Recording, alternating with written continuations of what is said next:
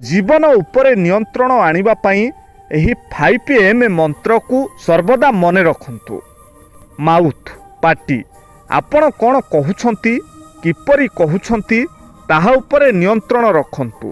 अप्रयोजन और कठोर शब्द अनेक समय संपर्क को भांगी देई थाए।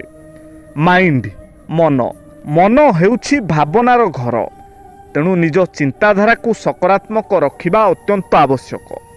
मूड मनोभाव खुशी दुख एही भावना आम प्रतिदिनर आचरण को प्रभावित करे।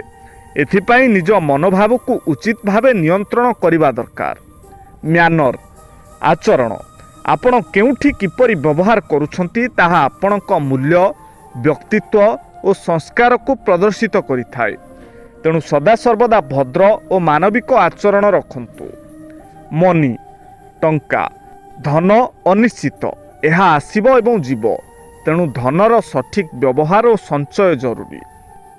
ए भिडियोटी जदि आपंक भल लगी थाए ताहले निश्चय गोटे शेयर करंतु।